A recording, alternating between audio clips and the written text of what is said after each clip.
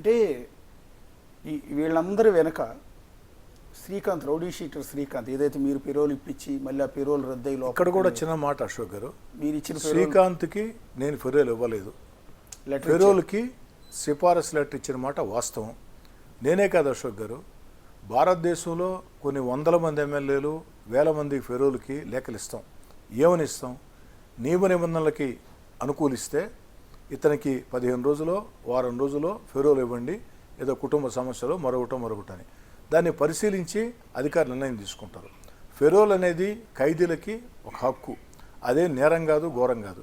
కానీ మేము payroll లేఖిస్తే July 16వ తారీఖున 2 ఎమ్మెల్యేలు ఇచ్చిన ఫెరోల్ లేఖని తిరస్కరించి మీరు ఇచ్చిన లేఖకి ఇతను అర్హుడు కాదని చెప్పారు. అక్కడితో మా పాత్ర ముగిసింది.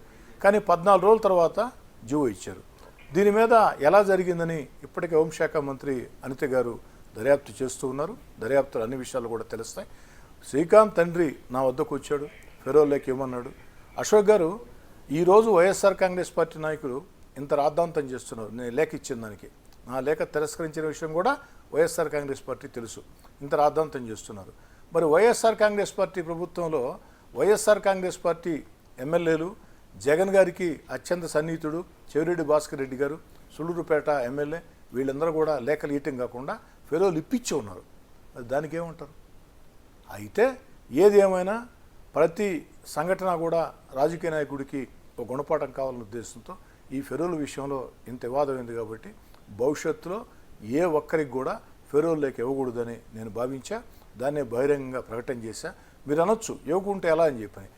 మేము కేవలం ఫెరోల్ లేఖ ఇస్తాం కుటుంబ సభ్యులో మరొకరో వస్తే. ఇది ఎంత రాద్ధాంతం అయింది కాబట్టి దీనివల్ల 10 మందికి నేను సమాధానం చెప్పాల్సిన పరిస్థితి వచ్చింది. కాబట్టి అయ్యా ఫెరోల్ లేఖలు నేను ఇవ్వను, మీరు ఏదైనా ఉంటే నేరుగా పోలీస్ శాఖని సంప్రదించండి, అర్హులైతే ఇస్తారు, లేకుంటే లేదు. ఎమ్మెల్యేగా నేను ఎమ్మెల్యేగా ఉన్నంతకాలం ఫెరోల్ లేఖ ఇవ్వను అని బహిరంగ ప్రకటన చేశా. ఆ ప్రకటనకి కట్టుబడి. అంటే రౌడీ షీటర్ శ్రీకాంత్ ఒక మర్డర్ కేసులో జైలుకి వెళ్ళాడు. అతని మీద రౌడీ షీట్ ఉన్న సంగతి, అతను మర్డర్ కేసులో జైలుకి వెళ్ళిన సంగతి మీకు తెలిసే ఫెరోల్ మీద లెటర్ ఇచ్చారా? ఇప్పుడు దాదాపు 2010లో అతను జైలుకి వెళ్ళింది.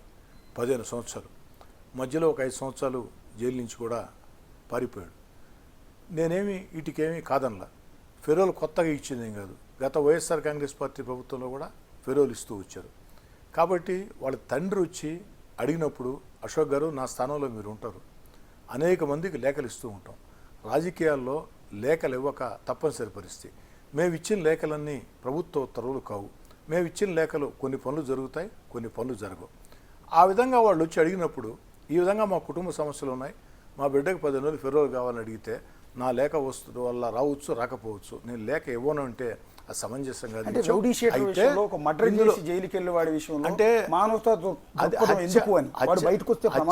అంటే చాలాసార్లు వచ్చి ఉన్నారు అశోక్ గారు, చాలాసార్లు వచ్చి ఉన్నారు. రెండోది నేను చెప్పాను కదా, కాస్త నేను కూడా తొందరపాటుకు గురయ్యా. ఎందుకు వచ్చిన తలనొప్పి? భవిష్యత్తులో ఎవరికి లేఖలు ఉంటే పర్లేదు కదా. వారి తండ్రి వచ్చాడు, కుటుంబ సభ్యులు వచ్చారు, అడిగారు, ప్రాధేయపడ్డారు, లేఖ ఇచ్చాం. మా లేఖ తిరస్కరించినా కూడా ఇంత రాద్ధాంతం జరిగింది. కాబట్టి ఎందుకు ఇలాంటి వాడు దూరంగా ఉంటే పోద్ది కదా. భవిష్యత్తులో ఖచ్చితంగా లేఖలు ఇవ్వకూడదు అనుకున్నా. దీనివల్ల కొంతమందికి నష్టం జరిగే అవకాశం కూడా ఉంది. ఏది ఏమైనా నేను లేఖలు ఇవ్వదలుచుకున్నాను. అంటే రౌడీ షీటర్ శ్రీకాంత్ గతంలో మీ దగ్గర పనిచేశాడు, మీరు వైఎస్ఆర్ కాంగ్రెస్ ఎప్పుడూ లేడు. 2014లో ఎమ్మెల్యే అయ్యాను అశోక్ గారు. 2010లోనే జైలుకు పెడుతున్నాను. మధ్యలో ఒక 4-5 సంవత్సరాల పాటు జైల్లో నుంచి పరారైన ఖైదీ. అదే కదా, ఒకసారి జైలు నుంచి పరారైన వ్యక్తి, పరారై బయటకు వచ్చి దౌర్జన్యాలు, బెదిరింపులు, సెటిల్మెంట్లు చేస్తున్న వ్యక్తి, మర్డర్ కేసులో జైలుకి వెళ్ళిన వ్యక్తి, అలాంటి వ్యక్తి విషయంలో మీరు ఒకసారి ఆలోచించి. మళ్ళీ చాలా సార్లు ఫెరోల్ వచ్చింది అతనికి. మీరు చెప్పిందాకే మీకు చెప్పా, కాస్త నేను తొందరపాటు గురైన. రెండోది ఏమిటంటే, లేఖ అనేది జీవో కాదు. ఒక ఎమ్మెల్యే ఇచ్చే లేఖ జీవో కాదు. వాళ్ళ కుటుంబ సభ్యులు అడిగారు. నియమ నిబంధనలకు అనుగుణంగా మేము రాసే ప్రతి లేఖలో కూడా ఒక ఎమ్మెల్యే ఏం రాస్తాడంటే, ఈ విధంగా సమస్య నా దృష్టికి వచ్చింది, ప్రభుత్వ నియమాలు అనుకూలంగా ఉంటే అర్హులైతే ఇవ్వండి అనే, అర్హులైతే చేయండి అని చెప్తాను తప్ప మా లేఖలు జీవోలేం కాదు. ఏది ఏమైనా ఈ విషయంలో, ఎందుకంటే కొన్ని నిజాలు మనం ఒప్పుకోవాలా, ఈ విషయంలో కాస్త నేను తొందరపాటుకి గురైన మాట వాస్తవం. అందుకే కళ్ళు తెలుసుకుని ఈ వాదం జరిగిన తర్వాత ఎవరికి లేఖలు ఇవ్వనని చెప్పా. మీకు మాట ఇస్తున్నా బిగ్ టీవీ సాక్షిగా, ఎట్టి పరిస్థితుల్లో భవిష్యత్తులో ఫెరోల్ మీద నేను లేఖలు ఇవ్వను. ఫెరోల్ మీదే కాదు, ఏసీబీ కేసులు ఇరుక్కున్న వాళ్ళు కూడా ఎమ్మెల్యేల దగ్గరికి వస్తుంటారు, లేఖ ఇవ్వండి సార్ అంటారు. రేపు ఒకవేళ మా లేఖతో ఆయన ఉద్యోగం వచ్చిన తర్వాత మళ్ళీ ఆయన పొరపాటు చేస్తే అది వచ్చి మా నెత్తిన పడద్దు కదా. అందుకే ఏసీబీ సిఫారసు లేఖలు సర్వసాధారణం ఇస్తూ ఉంటారు, ఎమ్మెల్యేలైనా ఎంపీలైనా.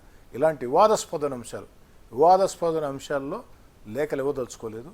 మా ఆఫీస్లో కూడా సుబ్బన్న గారు రిటైర్ ఎంఆర్ఓ నా పిఏ 1-10 సార్లు ఆలోచన చేస్తాడు. అయినా కూడా దీంట్లో మా ఆఫీస్ పొరపాటు ఎలాంటి పొరపాటు లేదు. కాస్త నా తొందరపాటే ఎక్కువైంది. ఏదో అడిగారు కదా సాయం చేద్దామని. నా తత్వం ఏంటంటే అశోక్ గారు, ఎవరు వచ్చి అడిగినా సాయం చేయమని అడిగితే సాయం చేయటం నాకు ఇష్టం. కాబట్టి ఆ సాయం చేసే తొందరలో, ఆ సాయం చేసే మనస్తత్వంలో ఇలాంటి సంఘటన జరిగింది. కాబట్టి భవిష్యత్తులో ఎక్కువ జాగ్రత్తలు తీసుకుంటాం. ఇక్కడ మిమ్మల్ని సూటిగా అడుగుతాను, అంటే మిమ్మల్ని ఎదురుగా స్టూడియోలో ఉన్నారు కదా అని చెప్పి మిమ్మల్ని గ్రిల్ చేసే ఉద్దేశం కాదు. మీరు ఏదైనా అడగచ్చు. నేను ఏదో యాంకర్ కాబట్టి కొన్ని లక్షల మంది ఎన్నుకున్న ఒక ప్రజాప్రతినిధిని ఏది పడితే అది అడిగి మిమ్మల్ని ఇబ్బంది పెట్టో లేకపోతే మిమ్మల్ని ఇచ్చేసే ఉద్దేశం కాదు నాది. వైఎస్ఆర్ కాంగ్రెస్ పార్టీ కోణంలోంచి నేను అడుగుతున్నాను. ఒకటి, మీరు ఇందాక అన్నారు రౌడీ షీటర్ శ్రీకాంత్ అసలు నా దగ్గర పనిచేయలేదు, నాకు సంబంధం లేదన్నారు. Yes, okay. బట్ అరుణ మీకు ఐడియా ఉందా? అసలు పరిచయం కూడా లేదు అశోక్ గారు. టీవీలో చూడటమేనా మొన్న? అరుణ్ అనే వ్యక్తి నాకు పరిచయం కూడా లేదు. ఏ రోజు నా వద్దకు కూడా రాలేదు. కేవలం వివాదం జరిగిన తర్వాత తెలియటం తప్ప ఈ విషయంలో ఎందాకైనా ఏ విచారణకైనా మీకు కావాలంటే నా లాస్ట్ 10 సంవత్సరాల నాది, నా తమ్ముడు కోటంరెడ్డి గిరిది అందరిది కూడా ఫోన్ లిస్ట్ కూడా ఇస్తా, కాల్ రికార్డు కూడా ఇస్తా. 2 మీరు విచారించుకోండి. ఇందాక మీకు చెప్పా, శ్రీకాంత్ తండ్రి నా వద్దకు వచ్చాడన్నా, శ్రీకాంత్ తెలుసు అని చెప్పా. నేనే మీకు దాచిపెట్ల, శ్రీకాంత్ కుటుంబం తెలుసు అని చెప్పిన వ్యక్తిని అరుణ్ నిజంగా తెలిసి ఉంటే, నాకు తెలుసు అండి ఇలాంటి పనులు చేస్తుందని నాకేం తెలుసు అని నేను చెప్పొచ్చు, తప్పించుకోవచ్చు. కానీ అరుణ్ అనే వ్యక్తి నాకు అసలు కనీసపాటి పరిచయం కూడా లేదు. ఈ విషయంలో బిగ్ టీవీ నేను అడుగుతున్నా. మీరు నాకు తెలిసి మీ ఛానల్లో అనుకుంటా ఒక ఇంటర్వ్యూ వచ్చింది. ఆమె ఏమన్నదంటే దేవుడు ఫోటోల కింద నిల్చుకుంది. మీరు ఎప్పటికి అడిగారు కాస్త కూర్చోమని. కాదు, దేవుడు ఫోటోల కాడే ఉండాలా అని చెప్పింది. ఆ దేవుడు ఫోటోల మధ్యలో నా ఫోటో కూడా పెట్టింది. పెట్టి ఏం మాట్లాడింది, శ్రీకాంత్కి నేనంటే సగం ఇష్టం, సగం కోటంరెడ్డి సార్ అంటే ఇష్టం అని చెప్పింది. అంటే ఈ స్క్రిప్ట్ మీకు అర్థం కావటం లేదా? మీకు ఏమనిపిస్తుంది? మొదట దేవుడు అంటే ఎవరైనా మాకు అర్థం కాల. ఆవిడ ఏంటంటే వ్యూహాత్మకంగా ఏడుస్తున్నట్టుగా ఒక్కసారిగా సోఫాలో కూర్చోగానే దేవుడి ఫోటో పక్కన మీ ఫోటో కనపడింది. సో ఈవిడ చెప్తున్న దేవుడు ఈ దేవుడు ఈయనేనా అనేది ప్రొజెక్ట్ అయింది. ఇదంతా స్క్రిప్ట్ కదా. రెండోది, నన్ను దేవుడు అని చెప్తుంది కదా. మరి మొన్న ఎన్నికల్లో 2024 ఎన్నికల్లో ఇదే అరుణ ఎవరి కోసం పనిచేసింది? టీవీల్లో వీడియో క్లిప్పింగ్లు వచ్చాయి. వైఎస్ఆర్ కాంగ్రెస్ పార్టీ కోసం పనిచేయలేదా? నేను అత్యంత కష్టకాలంలో ఉన్నా, జగన్మోహన్ రెడ్డి గారు విభేదించి 16 నెలలు అధికారం దూరంగా జరిగా, నా యొక్క కీలకమైన ఎన్నికలయ్యి, ఆ ఎన్నికల్లో చావో రేవో నేను గెలిచి తీరాల్సిన పరిస్థితి. నిజంగా నన్ను దేవుడిలాగా ఆరాధిస్తే, నిజంగా నా మీద అంత ప్రేమ ఉంటే ఎన్నికల్లో నా కోసం పనిచేయాలన్నా లేదా మీరు ఆలోచన చేయండి. అంటే